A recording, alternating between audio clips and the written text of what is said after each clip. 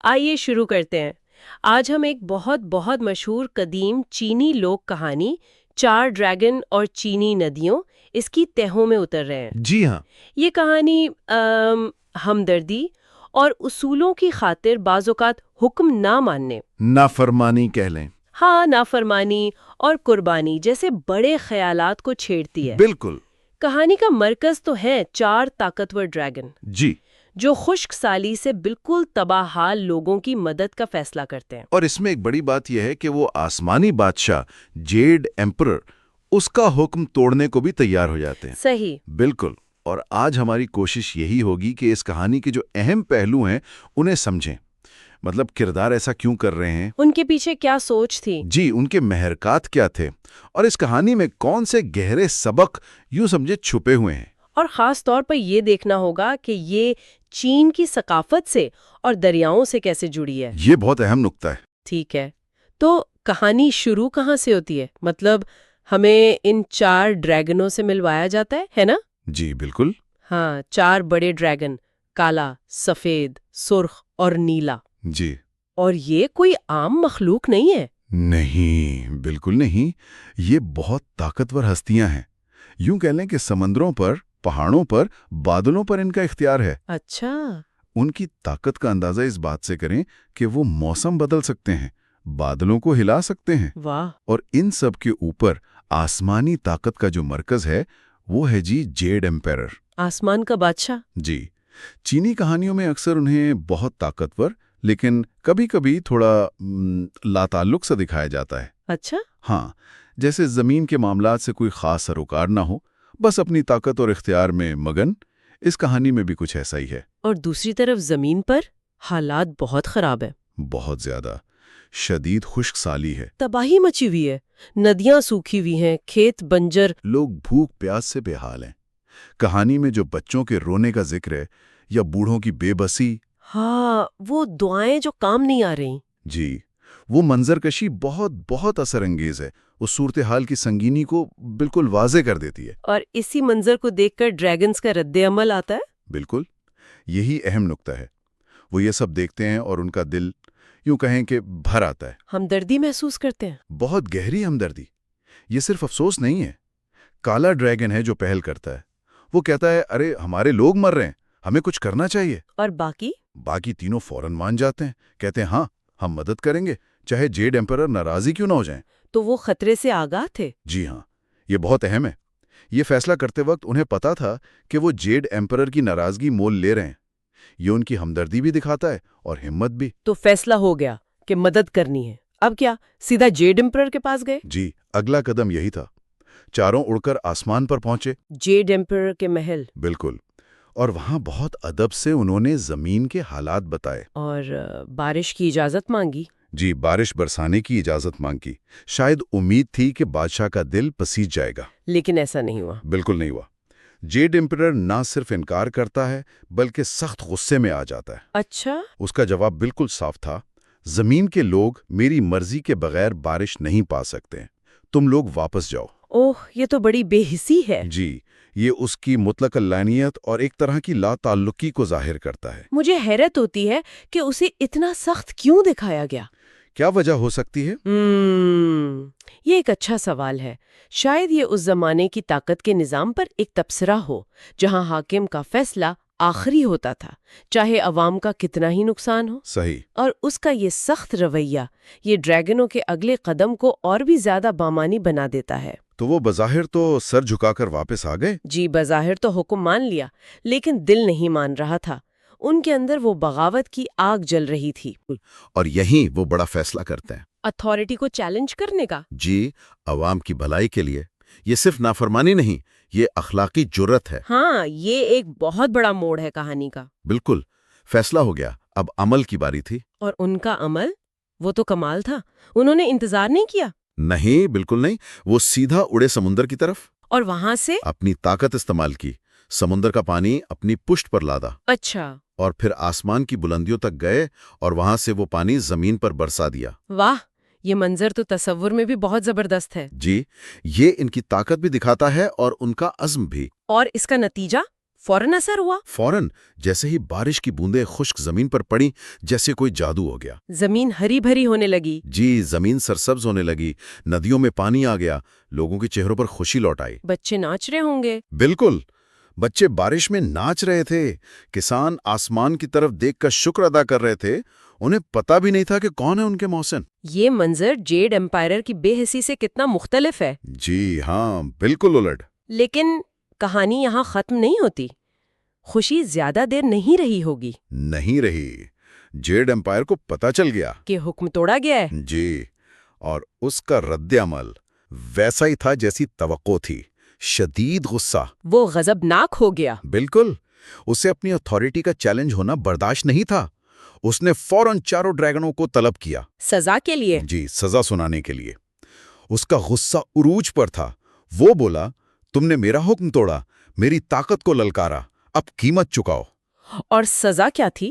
بہت سخت۔ بہت سخت۔ ہر ڈریگن کو ایک بہت بڑے بھاری پہاڑ کے نیچے قید کر دیا گیا، ہمیشہ کے لیے؟ ہمیشہ کے لیے۔ یہ تو بہت بہت سخت سزا ہے۔ لیکن اس وقت ڈریگنوں کا کیا رد عمل تھا؟ کیا وہ پچھتائے، ڈر گئے؟ یہی تو خاص بات ہے، انہیں کوئی پچھتاوا نہیں تھا، ذرا بھی نہیں۔ اچھا؟ وہ جانتے تھے کہ انہوں نے جو کیا وہ لوگوں کی جان بچانے کے لیے کیا۔ ان کا جواب تھا، ہمیں کوئی افسوس نہیں، ہم نے لوگوں کی مدد کی۔ واہ! قید ہونے کے باوجود ان کے دل میں اب بھی یہی تھا کہ کاش ہم کسی طرح لوگوں کی مدد جاری رکھ سکیں۔ یہ تو ان کی قربانی کو اور بھی اونچا کر دیتا ہے۔ بالکل، انہوں نے جان بوجھ کر یہ خطرہ مول لیا تھا۔ تو کیا وہ ہمیشہ کے لیے ان پہاڑوں تلے دبے رہے؟ ان کی ہمت اور قربانی کا کیا نتیجہ نکلا؟ نہیں، ہمیشہ کے لیے نہیں۔ یہی کہانی ایک اور خوبصورت موڑ لیتی ہے۔ اچھا؟ آسمان کی دیویاں تھیں، وہ یہ سب دیکھ رہی تھیں۔ اور وہ متاثر ہوئی؟ جی، وہ ان ڈریگنوں کی قربانی اور ہمدردی سے بہت متاثر ہوئیں۔ انہیں ان پر ترس آ گیا۔ تو انہوں نے کچھ کیا؟ انہوں نے جیڈ امپیرر کے فیصلے کو براہ راست چیلنج تو نہیں کیا، لیکن ایک بڑا انوکھا حل نکالا۔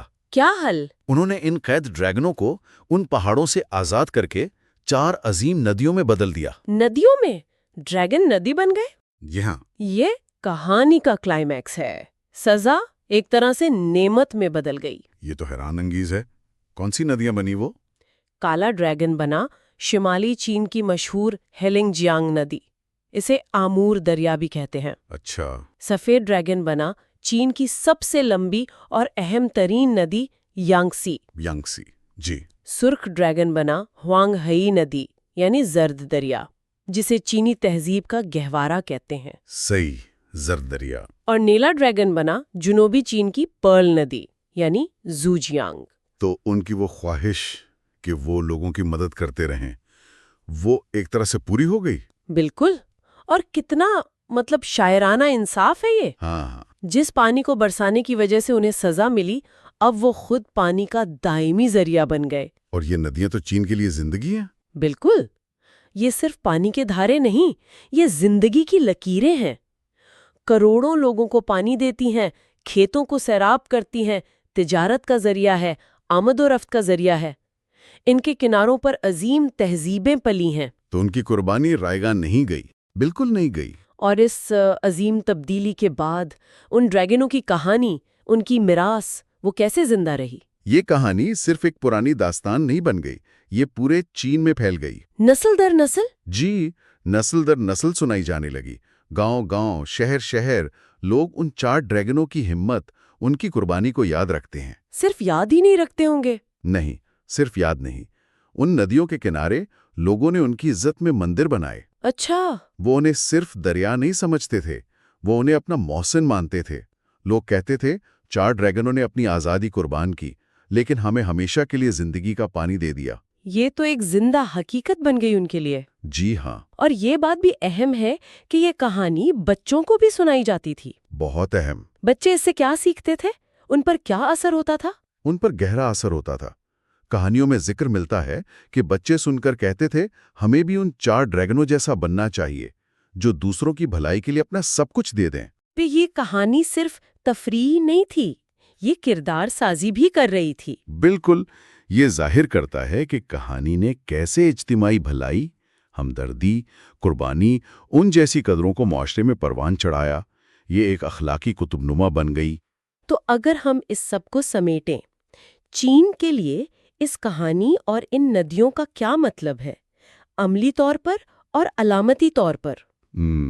عملی طور پر تو جیسا ہم نے کہا، یہ 4 ندیاں چین کی خوشحالی کی بنیاد بنی۔ خوراک، پانی، معیشت۔ جی، زمین کو زرخیز کیا، پینے کا پانی دیا، معیشت کو سہارا دیا۔ وہ چین کے جغرافیہ، اس کی شناخت کا اٹوٹ حصہ ہیں۔ اور علامتی طور پر کہانی کے پیغام کے لحاظ سے؟ کہانی کا جو بنیادی سبق ہے وہ بہت واضح اور طاقتور ہے۔ جب آپ بڑی بھلائی کے لیے قربانی دیتے ہیں، اصولوں کی خاطر، تو وہ قربانی ضائع نہیں جاتی۔ وہ ایک میراث چھوڑتی ہے۔ جی، ایک لازوال میراث چھوڑتی ہے جس سے آنے والی نسلیں بھی فائدہ اٹھاتی ہیں۔ یہ کہانی ہمیں سکھاتی ہے کہ اصل طاقت ہمدردی میں ہے، اور کبھی کبھی جو قائم شدہ نظام ہے اسے چیلنج کرنا ضروری ہو جاتا ہے، اگر مقصد بڑا ہو، اجتماعی بھلائی ہو۔